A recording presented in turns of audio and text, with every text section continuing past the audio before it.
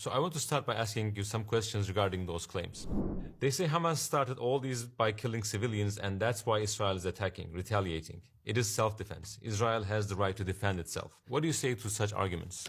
Wa alaikum assalam wa rahmatullah. Thank you very much for having me. I think the immediate answer is that Israel under international law is considered an occupier. It is occupying the Palestinian territories, and an occupier under international law, because it's in an offensive posture, it doesn't have the right to self-defense.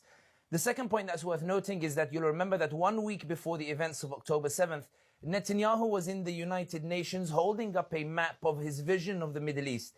And in this map, he had completely erased Palestine.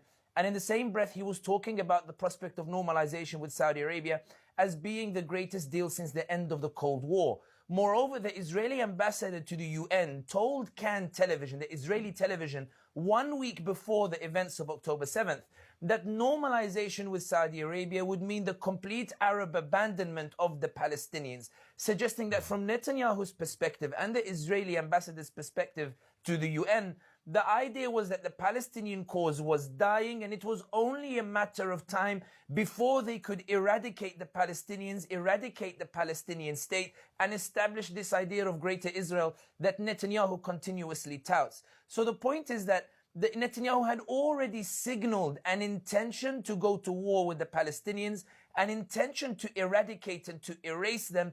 And this is why the events don't begin on October 7th.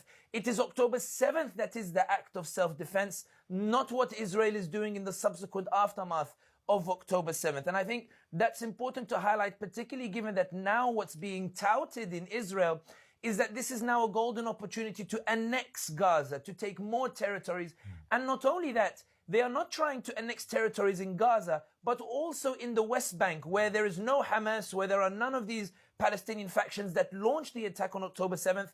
Israel is now trying to annex those territories in the West Bank. We're seeing and advancing into the Jenin refugee camp, which suggests that the Israelis always had the intention of going after the Palestinians, and it is the Palestinians who are exerting their right to self-defense, not the Israelis. And also, they also say Hamas is the new ISIS. What do you think about this claim, or is it really a liberation group, Mujahideen, waging a battle to protect its lands and people? I think that, first of all, the definition of terrorism is the unlawful use of violence against the civilian population in order to enact regime change or political change that is favorable.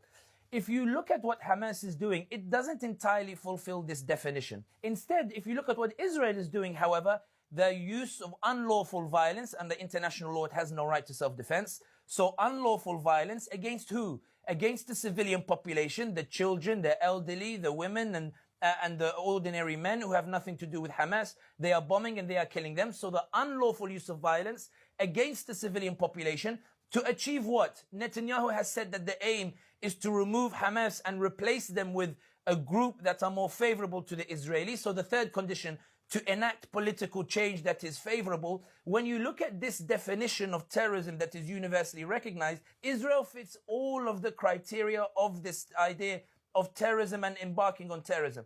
Whereas Hamas, when you look at it, even though there is controversy or the like, and I don't focus too much on Hamas here because there was 9 other Palestinian factions that engaged in the offensive, but Hamas is recognized even in public opinion now today, forget the governments, but in public opinion, Hamas, or indeed the Palestinians in general, because when you consider that those who are defending the Palestinian cause, Hussam Zomlot, the Palestinian ambassador to the UK, who's appeared on various media, is not Hamas, he's from the Palestinian Authority.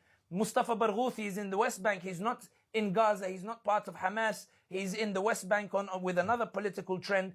We see that all these voices reflect that this is not a Hamas issue. So if we go beyond Hamas, we see that the Palestinians in general are fighting to restore their rights to lands that were brutally and violently seized from them illegally by Israeli settlers.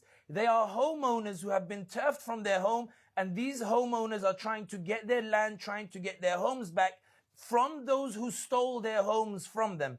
And I think that in this particular context, it becomes abundantly clear that the Palestinians in general, when they are fighting against the Israelis, they are the freedom fighters, while Israel is the colonizer and the occupier.